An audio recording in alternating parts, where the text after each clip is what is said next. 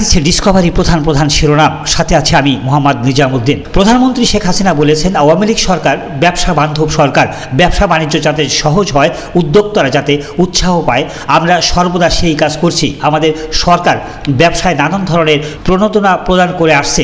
জাতীয় রপ্তানি ট্রফি প্রদান উপলক্ষে দেওয়া এক বাণীতে তিনি এসব কথা বলেন। প্রধানমন্ত্রী শেখ হাসিনা তার সদ্য সমাপ্ত চীন সফর নিয়ে আজ রোববার সংবাদ সম্মেলনে বক্তব্য রাখবেন। বিকাল 4টায় গণভবনে এই সংবাদ সম্মেলনের আয়োজন করা হয়েছে। যুক্তরাষ্ট্রের রিপাবলিকান প্রার্থী ও সাবেক প্রেসিডেন্ট ডোনাল্ড ট্রাম্পের নির্বাচনী প্রচারকালে শনিবার গুলিবিদ্ধ হয়েছেন। এই হামলার পর একজন পুরুষ হামলাকারী দেশটির সিক্রেট সার্ভিস সদস্যদের গুলিতে নিহত হয়েছে।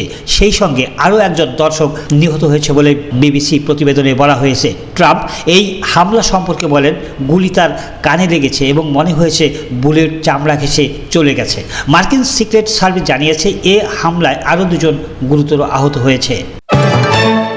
গুলিতে আহত সাবেক মার্কিন প্রেসিডেন্ট ডোনাল্ড ট্রাম্পের সঙ্গে কথা বলেছেন দেশটির বর্তমান প্রেসিডেন্ট জো বাইডেন। হোয়াইট হাউজের এক কর্মকর্তা এই তথ্য জানিয়েছেন। স্থানীয় সময় শনিবার সন্ধ্যা 6:15 দিকে পেনসিলভানিয়ায় এক নির্বাচনী প্রচারে হামলার শিকার হন আসন্ন মার্কিন প্রেসিডেন্ট নির্বাচনী রিপাবলিকান পার্টির প্রার্থী ট্রাম্প।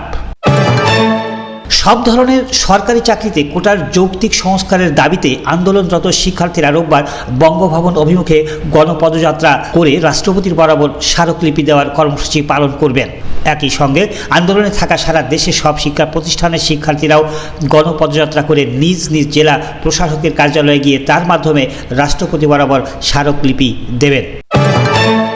স্যামসাং ইলেকট্রনিক্স কর্মীরা ভালো বেতনের জন্য ধর্মঘট শুরু করেছে। চলতি মাসের মাঝামাঝি থেকে স্যামসাংয়ের নির্বাহী পরিষদের কাছে নিজেদের দাবি তুলতে ধর্মঘট শুরু করেছেন কর্মীরা। কর্মীদের ইউনিয়ন দাবি পূরণ করতে না পারলে আরও বড় পদক্ষেপের ইঙ্গিত দিয়েছে।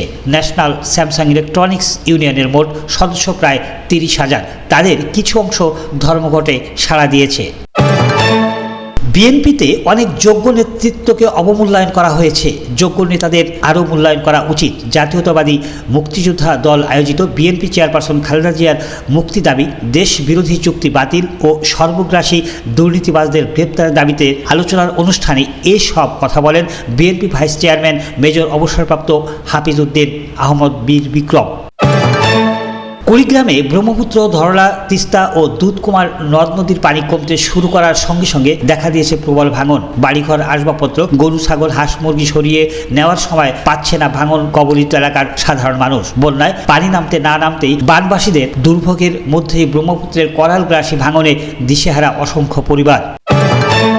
মৌসুমী বায়ু বাংলাদেশের উপর সক্রিয় এবং উত্তর বঙ্গোপসাগরে মাঝারি থেকে প্রবল অবস্থায় অবস্থান করছে। এর প্রভাবে সারা দেশে কয়েকদিন ধরে কোথাও ভারী কোথাও হালকা বৃষ্টি হচ্ছে। রাজধানী ঢাকাতেও রেকর্ড পরিমাণ বৃষ্টি হয়েছে। এবার চলতি মাসের শেষ অবধি ঢাকা সহ সারা দেশে বৃষ্টি হতে পারে বলে জানিয়েছে আবহাওয়া অধিদপ্তর। আজ রবিবার সকালে আবহাওয়া অফিসের পূর্বাভাসে এ তথ্য জানানো হয়। নির্বাচনী সভায় ট্রাম্পের উপর গুলির ঘটনায় হতভম্ব হয়েছেন মার্কিন পররাষ্ট্রমন্ত্রী অ্যান্টনি ব্লিংকেন। এক্স পোস্টে তিনি বলেন, ট্রাম্পের উপর গুলির ঘটনায় আমি বাকরুদ্ধ। এই ঘটনায় দুঃখ প্রকাশ করছি, তবে এটা জেনে খুশি যে সাবেক মার্কিন প্রেসিডেন্ট ট্রাম্প নিরাপদে রয়েছেন। তিনি আরও বলেন, মার্কিন রাজনীতিতে সহিংসতার কোনো স্থান নেই, আমাদের অবশ্যই একে প্রতিহত করতে হবে। জাতীয় দলের পাইপলাইনে থাকা ক্রিকেটারদের নিয়ে বড় পরিকল্পনা বিসিবির। তারই অংশ হিসেবে গতকাল অস্ট্রেলিয়ার উদ্দেশ্যে দেশ ছেড়েছেন বিসিবির হাই পারফরম্যান্স। আজ সকালে সিডনিতে পৌঁছেছে ক্রিকেটাররা, তবে এদিন বিশ্রামে কাটিয়ে উঠতি টাইগাররা কাল থেকে অনুশীলনে নামবে। ধন্যবাদ সবাইকে সাথে থাকার জন্য।